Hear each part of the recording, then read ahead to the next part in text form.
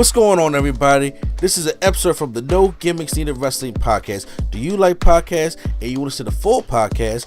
Make sure you check out the No Gimmicks Needed Wrestling podcast on all your podcast platforms, such as Apple Podcasts, Google Podcasts, Stitcher, Spotify, iHeartRadio, among many others. But you're listening to the episode right here on YouTube, so make sure you hit that like button and below, and make sure you hit the subscribe button to NC Studios and NC Level Up for all your gaming needs. This is the Nerd Coalition. Enjoy the show. But you know what don't got that problem?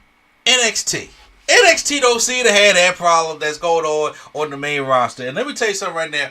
I have to talk about NXT on CW. Now, since this podcast was supposed to go up last week, I was supposed to talk about that opening show on the CW that they had with CM Punk in Chicago. But since this is now coming out on Thursday, I'm giving y'all just a whole 2-week experience that NXT had for its opening on the CW when it comes to the one that was in Chicago and the one that was in St. Louis. And a lot of things happened on the first week, man. They loaded it all up. I mean, they really loaded up. And Triple H and Shawn, they unrevealed the new NXT titles, and now we're moving away from the black and gold. We're going to like the silver and gold now, or platinum and gold. Excuse me, not platinum and gold, platinum and black.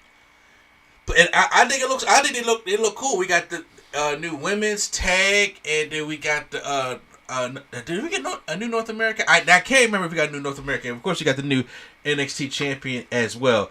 Julia and Roxanne Perez had a good match, and honestly, there was a thought of me. I was like, okay, Julia may win this, but I was not expecting Julia to lose. To be honest with you, I was like, okay, because Roxanne Perez has been ready, to come to the main roster already, but she hasn't. Wesley defeated Zach Renzi. They had the street fight. Obafemi and Tony D'Angelo had Miz TV because they had a lot of main roster stars on here. Also, Jada Parker turned on Lola Vice, and they lost to Fatal Influence. But then CM Punk was a special referee to go up with Trick Williams and Ethan Page.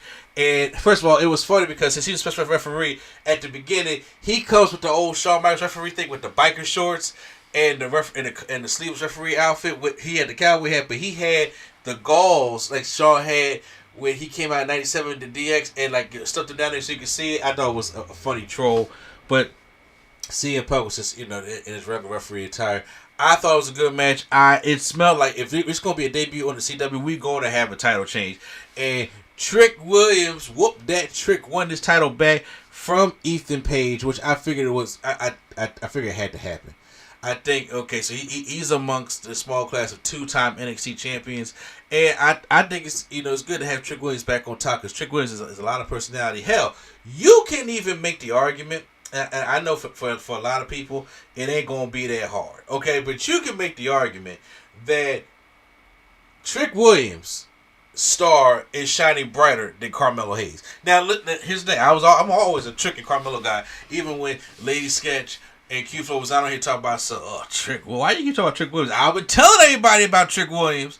And now this man's star has shined in NXT, and he's bright. He's coming into his own. He has his own flow, his own drip, his own everything that I like about Trick Williams. And I know Carmelo Hayes right now is still trying to find his way on the main roster. So you can say right now that his thing is shining just a little bit more bright. You can make that argument, which would be a good argument to have. But he wins back the NXT championship, and I thought that was a really good thing to do. Ethan Page was good as the champion, and he just won it 40 days after him winning it in the first place. Then they had the one in St. Louis, and this was the Randy Orton show that was happening because Randy Orton was going to come and take on Javon Evans. Okay, for those who don't know about Javon, I call him Flat App. I think he reminds me of Flex from 101. If you ever watched that show back on UPN back in the day, okay. Or maybe the black people have seen that, but still, Javon Evans is a special talent. He is coming into his own.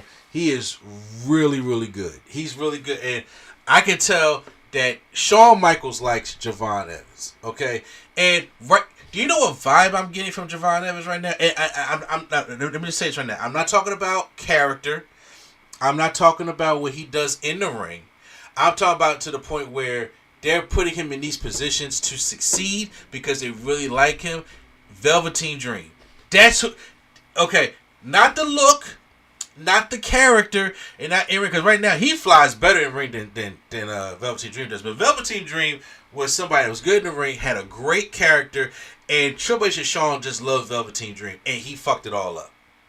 And I'm still mad at Velveteen Dream for that because I was like, yo, because here's the thing, what I just talked about with the Triple H thing, when you have a black talent and you see that the powers that be like who they are.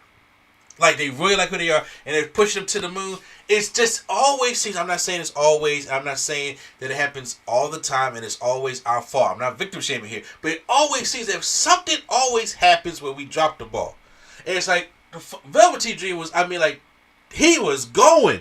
The star was going, and I'm just like, man, that, same thing with Keith Lee, but see, now, Keith Lee's another story because Vince fucked him up, okay, but that's the vibe getting with Javon Evans, and to be able to put him in there with a first ballot surefire Hall of Fame and Randy Orton in his hometown shows how he wasn't going to win the match. Y'all know that, but it shows how much confidence and how much they like this kid to put. He's the kid only 20 years old. He only 20 years old. They like this kid, and to put him in that spot. Okay, he has shown a lot, so that's what I like to see because it's like, you know, the future is looking very, very bright. Okay, the future is looking very bright, especially for him at NXT because he gonna pop up and show people. You know what I'm saying? But they also had the Kalai and Jordantina with the sisters or two-thirds of the League of Extraordinary Sisters to make their own version, or NXT to take on the Fatal Influence. And you already knew that was gonna happen, you know. And then they also gave Kalani Jordan the win also. So yeah. They had this problem. They had what else happened?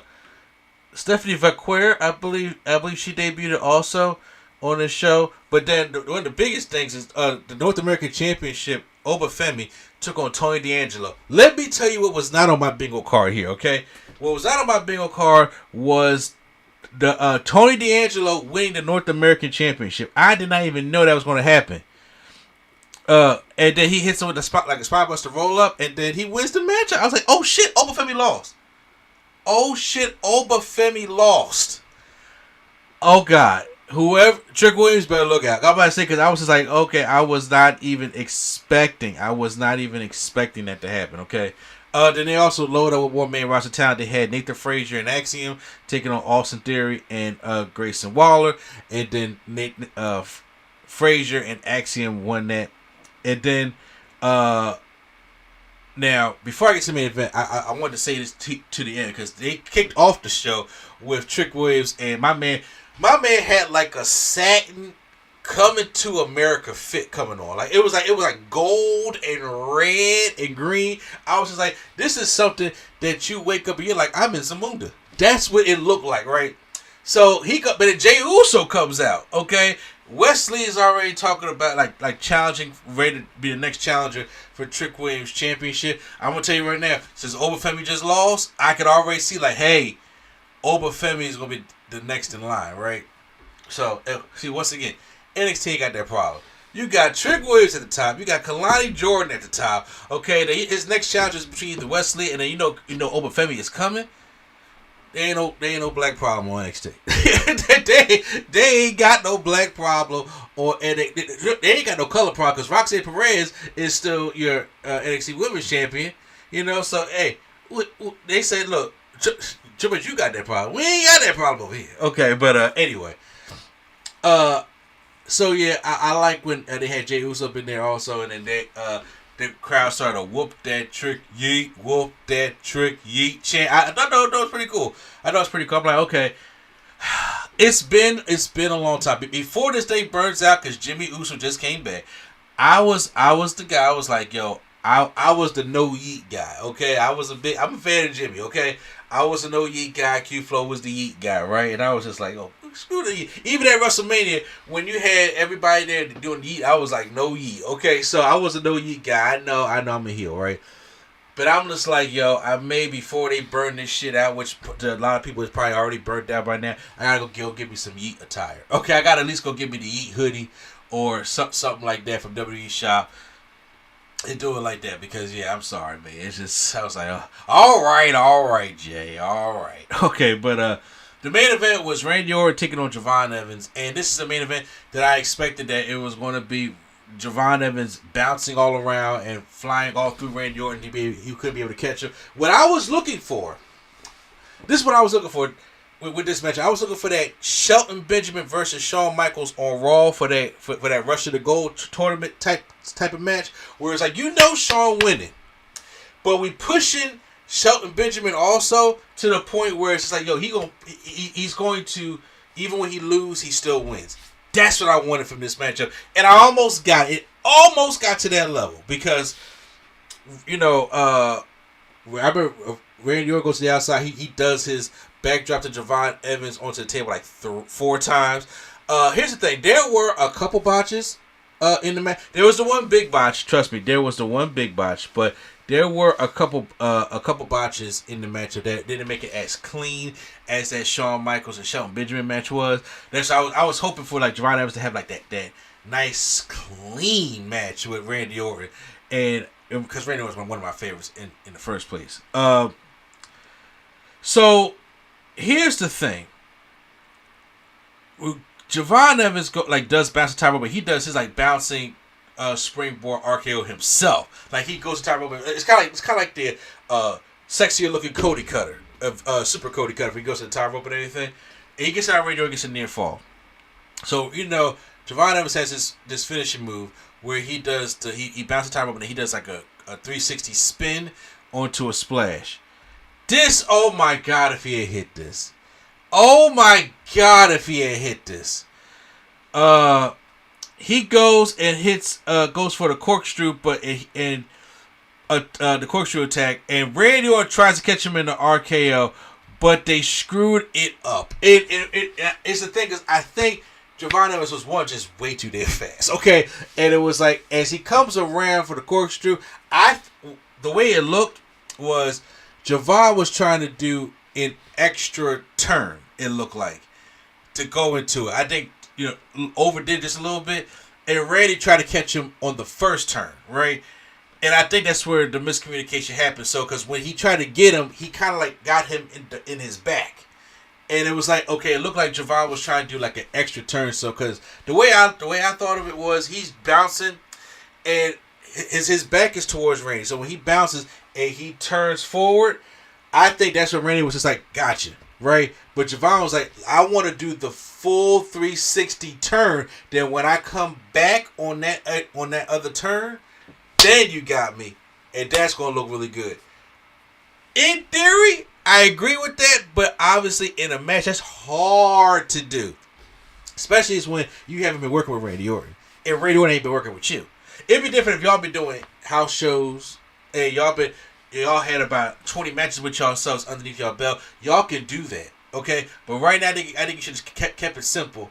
And I think if he just did, as he go into the half spin and Orton caught him, I think that would have been good. But I think he was trying to do a full 360 spin, and Orton just caught the back and was like, all right, well then he picks him up, and then there's a proper RKO, which Javon Evans sells it great and wins the matchup.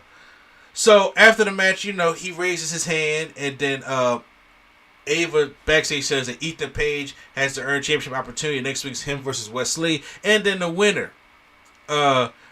It's Wesley versus Ethan Page versus Javon Evans. I think it is. Maybe determine who Trick Williams' opponent is at Halloween Havoc. It's not gonna be Javon Evans, obviously, because you don't want him to take back-to-back losses like that. He can, but it's either gonna be Ethan Page or Wesley. To be honest with you, it's not gonna be Javon Evans. But if I'm reading it wrong, it's just between Ethan Page and Wesley. Well, then I'm going to say for a one-off, I think it's going to be Wesley, because Wesley just won his match with his former MSK dude, Zach Wentz, and then Ethan Page just lost. So they don't want to lose it back-to-back, because Trick Williams is not about to lose that championship. Okay, so especially when he really lost it in a fluke way to begin with. But so far, the NXT on CW has been great. I've enjoyed it. They have had, I think they got about 936,000 viewers at the peak, but overall it was 871,000. And it just so happened on that Tuesday, it was titled Tuesday for AEW Dynamite, and they got destroyed. I'm sorry. Look, and I am a fan of AEW. I'm a fan of professional wrestling, so I defend and criticize both. But AEW got their ass whooped on Tuesday. I mean, they got their high with 320,000, and at the low, between 18 and 49 demographic 128. That's like Rampage numbers for Dynamite. That's the main show.